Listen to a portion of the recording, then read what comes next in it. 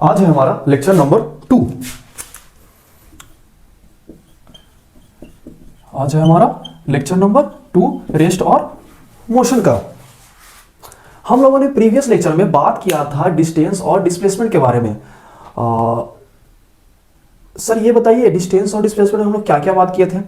हम लोगों ने ये बात किया था कि डिस्प्लेसमेंट क्या हो सकता है, जीरो हो सकता है। तो डिस्प्लेसमेंट किस केस में जीरो हो सकता है वो देखते हैं। पहला, डिस्प्लेसमेंट मेरा कब जीरो हो सकता है, तो डिस्प्लेसमेंट जीरो हो सकता है व्हेन, डिस्प्लेसमेंट जीरो हो सकता है व्हेन हमारा इनिशियल पोजीशन इक्वल्स क्या हो जाए, फाइनल पोजीशन के बराबर। इनिशियल पोजीशन और फाइनल पोजीशन क्या हो जाए, बराबर हो जाए। मतलब X F is equal to X I के बराबर हो जाए, तब हमारा डिस्प्लेसमेंट क्या होता है, जीरो के बराबर होता है। ठीक, हमने ये बात किया था। हम लोगों ने दूसरा बात ये किया था कि डिस्टेंस और डिस्प्लेसमेंट, डिस्टेंस और डिस्प्लेसमेंट दोनों कब बराबर होता है, मैग्नीट्यूड वाइज। दोनों कब बराबर होता है, मैग्नीट्यूड वाइज। डिस्टेंस और डिस्प्लेसमेंट कब बराबर होता है, मैग्नीट्यूड वाइज। तो उसमें हम लोगों ने जाना था कि when particles travel in a straight line, when particle travel in a straight line and does not return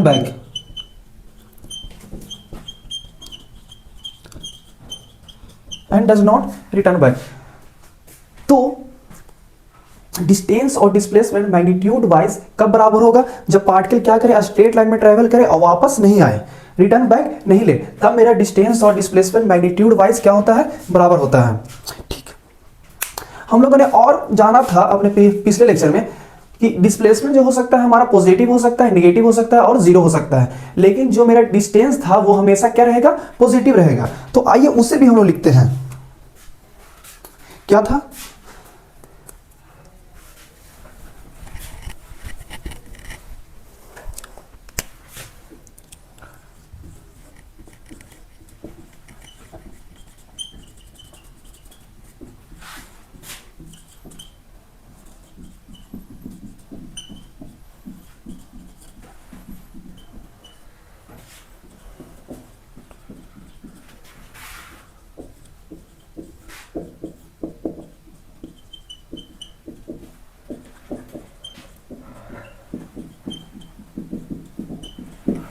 क्या था, displacement can be positive, negative और जीरो। डिस्प्लेसमेंट मेरा तीनों चीज हो सकता है, डिस्प्लेसमेंट जीरो हो सकता है, पॉजिटिव हो सकता है, नेगेटिव हो सकता है, बट मेरा डिस्टेंस रहेगा वो हमेशा क्या रहेगा, पॉजिटिव रहेगा।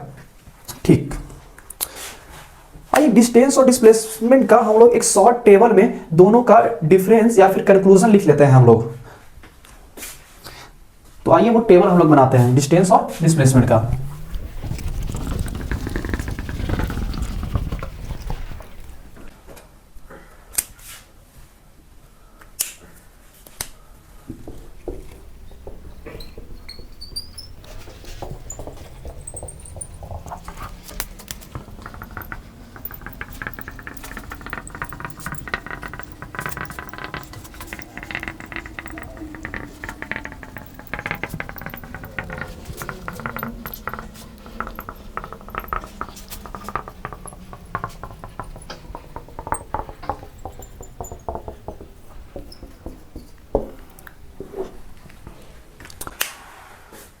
तो ये रहा डिस्टेंस और डिस्प्लेसमेंट का डिफरेंस टेबल की फॉर्म में, या तो फिर हम लोग दूसरे लैंग्वेज में बोल सकते हैं डिस्टेंस और डिस्प्लेसमेंट का एक फाइनल कंक्लूजन। तो क्या है, डिस्टेंस क्या हो सकता है, टोटल लेंथ ऑफ पाथ है, और डिस्प्लेसमेंट क्या है, shortest path between initial and final position. Displacement क्या है, final position minus initial position. ठीक, फिर क्या है, डिस्टेंस जो होता है वो मेरा क्या होता है, स्केलर क्वांटिटी होता है। मींस डिस्टेंस जब भी हम लोग बोलेंगे तो डायरेक्शन के साथ बोलेंगे नहीं। तो डिस्टेंस जैसे बोलेंगे कि कोई ऑब्जेक्ट 2 मीटर गया डिस्टेंस, लेकिन अगर बोले कि कोई ऑब्जेक्ट 2 मीटर ईस्ट की तरफ गया, वो क्या हो गया, डिस्प्लेसमेंट हो गया। ठीक, तो डिस्प्लेसमेंट हमारा क्या है, वेक्टर क्वांटिटी है। तीसरा है कि डिस्टेंस क्या होगा, हमेशा क्या होगा, पॉजिटिव होगा, और डिस्प्लेसमेंट क्या हो सकता है, पॉजिटिव हो सकता है, निगेटिव हो सकता है और जीरो हो सकता है। तो इसको आप नोट डाउन कर लीजिए।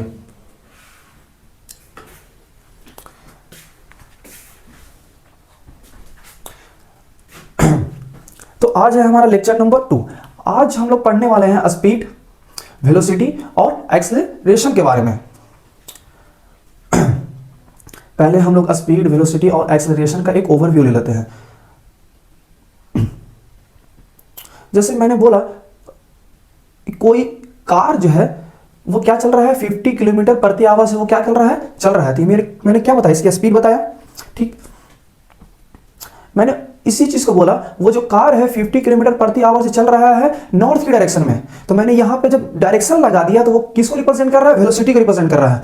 जब तक डायरेक्शन नहीं था तो हम लोग क्या बोले, वो स्पीड है। डायरेक्शन आ गया तो हम लोग क्या बोले, वो वेलोसिटी है।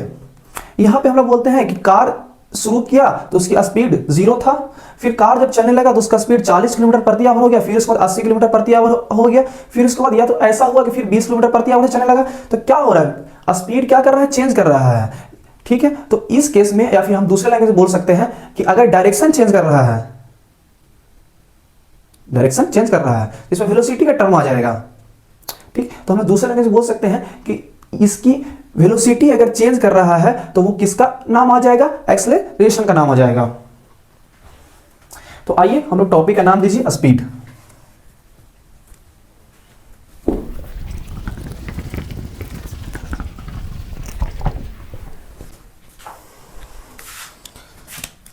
टॉपिक का नाम दीजिए आप लोग स्पीड।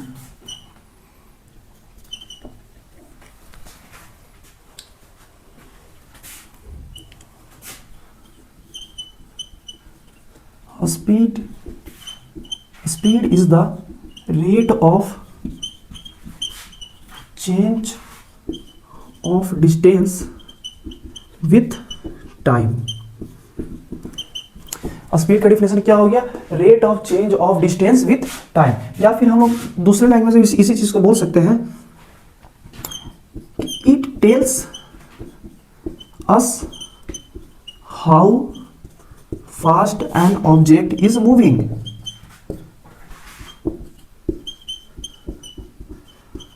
मतलब सर, स्पीड हमें यह बताता है कि कोई ऑब्जेक्ट, स्पीड हमें यह बताता है कि कोई ऑब्जेक्ट कितना तेजी से चल रहा है। Speed tells us about how fast an object is moving. तो यहां से हम लोग देख सकते हैं स्पीड का फॉर्मूला हमारे पास क्या हो गया, speed is equal to distance upon में टाइम। यह क्या हो गया, स्पीड का फॉर्मूला। इसे आप लोग रिमेंबर कर लीजिएगा।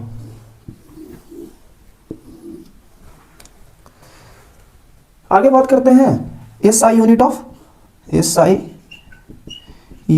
स्पीड। स्पीड का एसआई यूनिट क्या होता है, डिस्टेंस को किस में हम लोग मेजर करते हैं, लेंथ में मेजर करते हैं। तो इसको हम लोग क्या लिखेंगे, metre.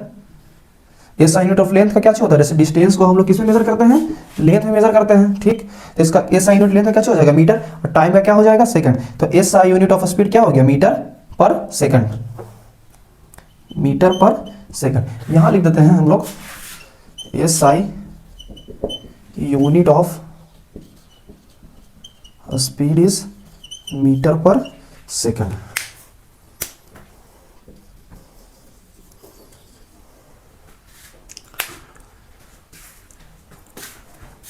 SI unit of speed के बारे में बात कर लिए।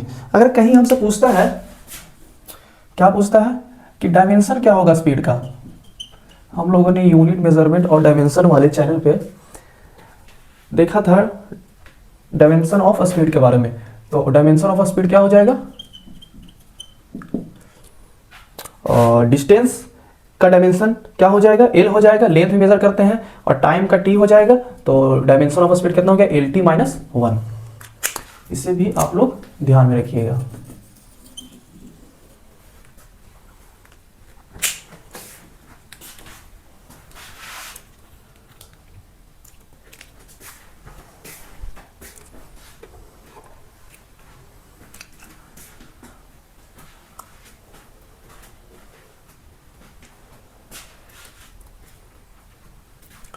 हाँ, ये स्पीड पे बेस्ड एक क्वेश्चन करते हैं, जिस तरह से स्पीड को हम लोग क्या समझ सकते, स्पीड को हम लोग अच्छे से समझ सकें।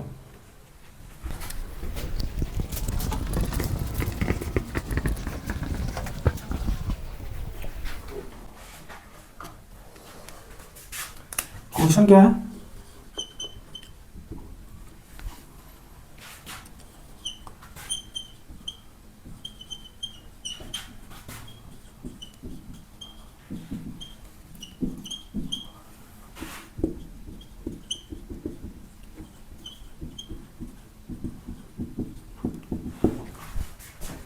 क्या है question? A car moves 100 kilometre in 2 hour, find its speed. आप लोग पॉज कीजिए और इसको सॉल्व करने की कोशिश कीजिए। चलिए सॉल्यूशन देखते हैं इसका। इसका डिस्टेंस कितना दे दिया है? जब कार मूव कर रहा था तो कितना डिस्टेंस मूव किया?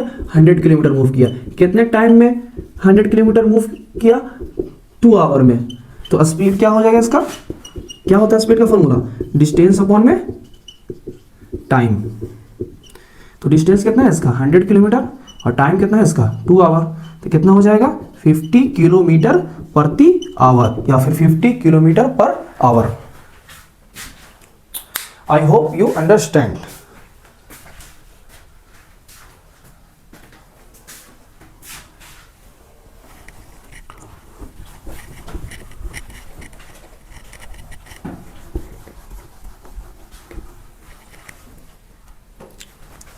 आइए आगे हम लोग चलते हैं स्पीड के आगे। स्पीड में एक और चीज कि speed does not includes direction. Speed does not includes direction. Example में एक car moves eight 50 kilometre per our. एक कार जो है मूव कर रहा है 50 किलोमीटर पर आवर। तो स्पीड को बताने के लिए क्या हमें डायरेक्शन की जरूरत पड़ा? नहीं। तो यहां से हम लोग एक चीज लिख सकते हैं कि speed is a scalar quantity. Speed is a scalar quantity. Speed कैसा है? स्केलर क्वांटिटी है। आप लोग अगर स्केलर क्वांटिटी और वेक्टर क्वांटिटी में कंफ्यूजन है तो नीचे डिस्क्रिप्शन में लिंक दिया गया है, आप लोग वेक्टर वहां से देख सकते हैं। ठीक।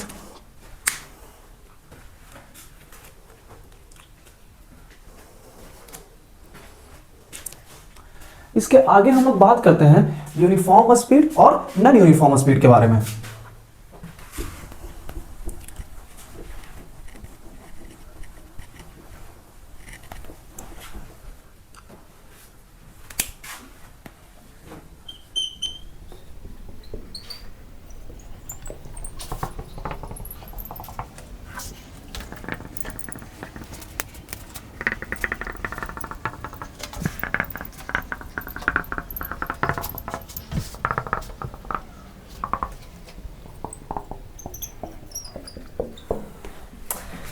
यूनिफॉर्म स्पीड किसे कहेंगे? If an object travel equal distance in equal interval of time. मतलब इक्वल डिस्टेंस और इक्वल इंटरवल ऑफ टाइम में कवर कर रहा है तो उसे हम लोग क्या बोलेंगे? यूनिफॉर्म स्पीड बोलेंगे। या फिर दूसरे लैंग्वेज में हम लोग बोल सकते हैं speed of an object is constant. Speed of an object is constant. अगर स्पीड ऑब्जेक्ट का स्पीड मेरा कांस्टेंट है तो उसे हम लोग क्या बोलेंगे? यूनिफॉर्म स्पीड बोलेंगे। सर कुछ समझ में नहीं आया, समझाइए इसको अच्छे से। ठीक है, समझाते हैं एग्जांपल से समझिए।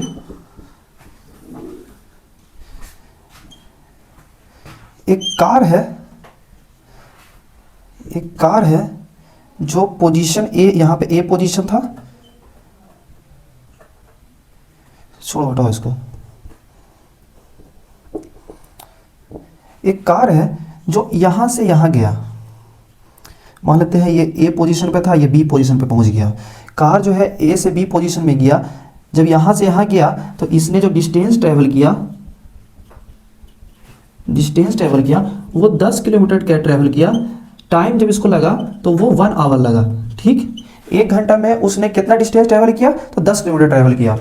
ठीक, यही कार जब बी से सी पे आया तब उसने कितना डिस्टेंस ट्रेवल किया? उसने सेम डिस्टेंस ट्रेवल किया। कितना डिस्टेंस? 10 ही किलोमीटर ट्रेवल किया। कितने टाइम में? तो 1 आवर में।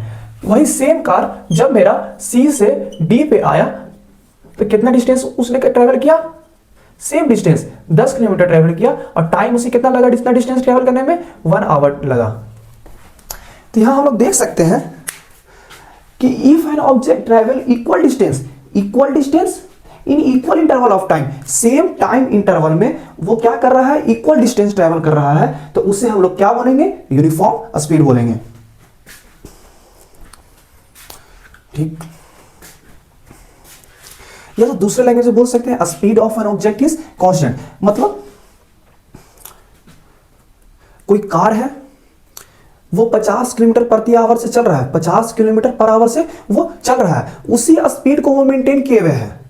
जब वह इस पोजीशन पे था तो उसकी स्पीड कितनी थी, 50 किलोमीटर पर आवर। जब वो इस पोजीशन पे गया तो इसकी स्पीड कितनी थी, 50 किलोमीटर पर आवर। और जब तक वो चलता जा रहा है तो उसका स्पीड चेंज नहीं कर रहा है, 50 किलोमीटर पर आवर से ही चल रहा है, उसका स्पीड क्या है, कांस्टेंट है। स्पीड क्या है उसका, कांस्टेंट है, speed of an object constant. तो वैसे तो उसी को हम लोग बोलते हैं क्या है, वो किस स्पीड से चल रहा है, तो यूनिफॉर्म स्पीड से चल रहा है। समझ में आया?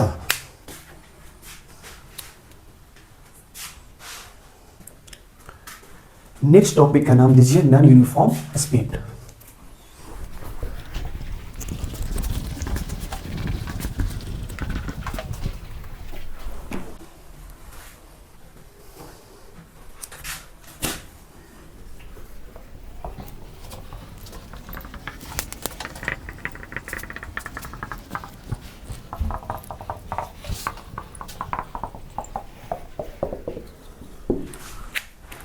तो non uniform speed, if an object travel unequal distance in equal interval of time.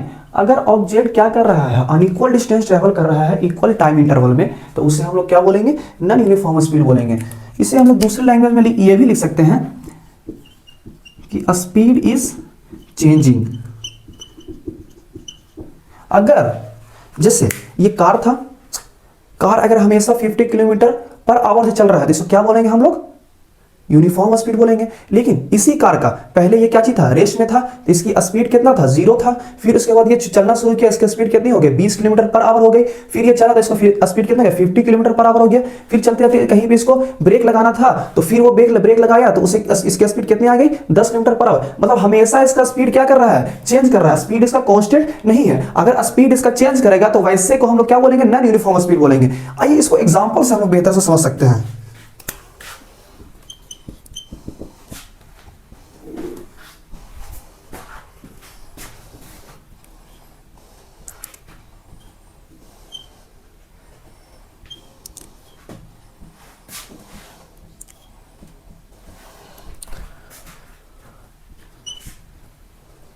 ये कार जब पोजीशन ए से जब पोजीशन बी पे गया तो उसने डिस्टेंस ट्रेवल किया 10 किलोमीटर और टाइम उसको लगा 1 आवर। ठीक, जब वही कार बी से सी पोजीशन पे गया तो उसने डिस्टेंस कितना ट्रेवल किया, डिस्टेंस ट्रेवल किया 13 किलोमीटर। टाइम उसे कितना लगा, सेम टाइम 1 आवर लगा। जब वो सी से डी में चला गया तब उसने डिस्टेंस कितना ट्रेवल किया, उसने डिस्टेंस ट्रेवल किया 5 किलोमीटर और टाइम उसे कितना लगा, सेम 1 आवर। तो यहां से हम लोग देख सकते हैं कि इक्वल टाइम इंटरवल में उसने अलग अलग डिस्टेंस ट्रेवल किया। इक्वल टाइम इंटरवल में, इक्वल इंटरवल ऑफ टाइम में अनइक्वल डिस्टेंस ट्रेवल किया। तो वैसे को हम लोग क्या बोलेंगे, नॉन यूनिफॉर्म स्पीड बोलेंगे।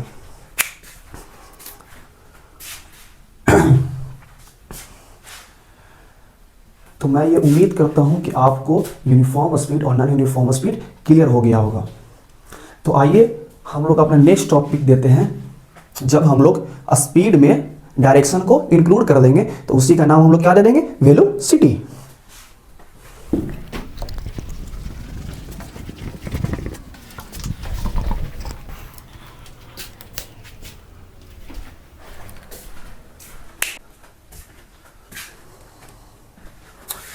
वेलोसिटी को शुरू करने से पहले हम लोग यूनिफॉर्म और नॉन यूनिफॉर्म स्पीड को एक टेबल के फॉर्म में समझ लेते हैं। एक शॉर्ट में देख लेते हैं दोनों को।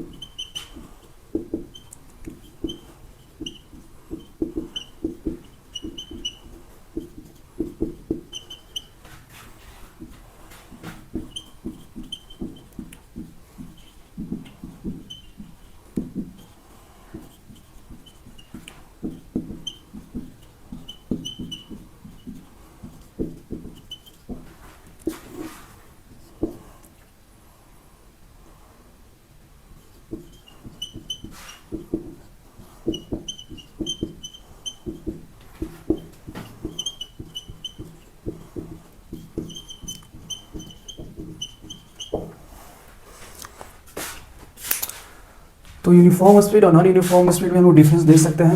यूनिफॉर्म स्पीड क्या है, equal distance in equal interval of time, और नॉन यूनिफॉर्म स्पीड क्या है, unequal distance in equal interval of time. ठीक, यूनिफॉर्म स्पीड में स्पीड जो रहता है वो कांस्टेंट रहता है, और नॉन यूनिफॉर्म स्पीड में स्पीड क्या होता है, चेंज करता है। ठीक, हम लोग एक क्वेश्चन करते हैं स्पीड के ऊपर, जिससे हम लोग को स्पीड और अच्छे से क्लियर हो सके।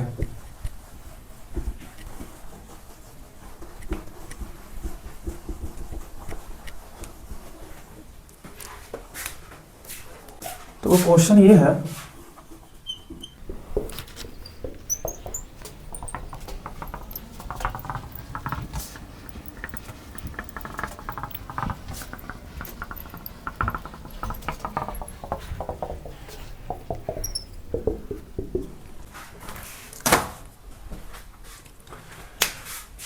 तो क्वेश्चन देखिए, आप लोग इसको पॉज कीजिए और सॉल्व करने की कोशिश कीजिए।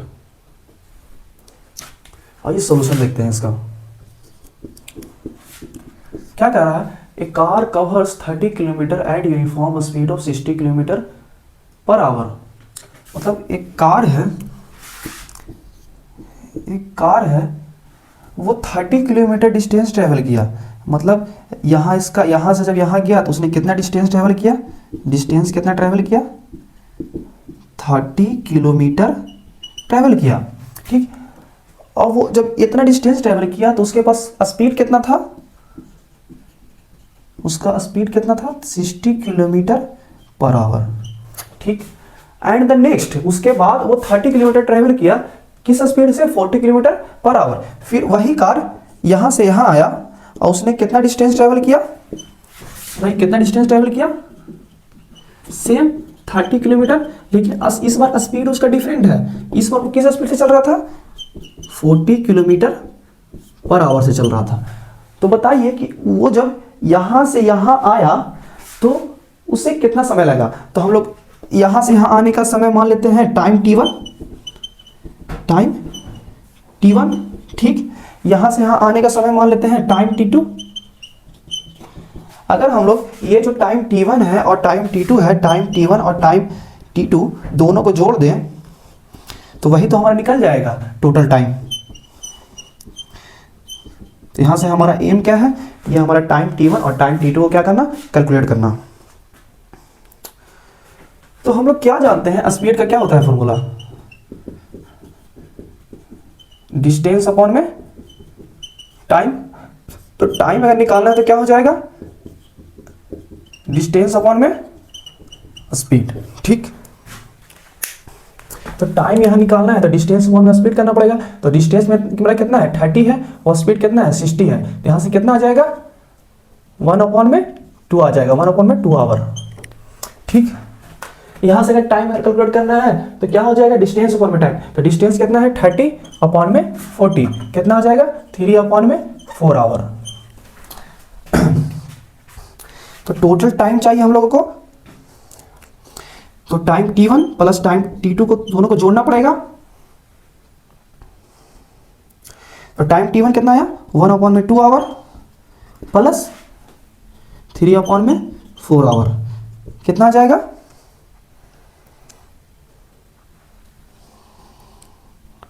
5/4 आवर। ठीक, ये जो हमारे पास 5/4 आवर आया, इसे हम लोग मीटर में कन्वर्ट कर सकते हैं। कैसे, 5/4 1 आवर में 60 मिनट, तो कितना हो जाएगा, 15 आ जाएगा, कितना हो जाएगा, 75 मिनट्स। तो हम लोग देख सकते हैं हमारे पास टोटल टाइम कितना आया, ये जब यहां से यहां ट्रेवल किया तो 65 minutes, sorry 75 minutes. I hope आप लोगों को समझ में आया होगा।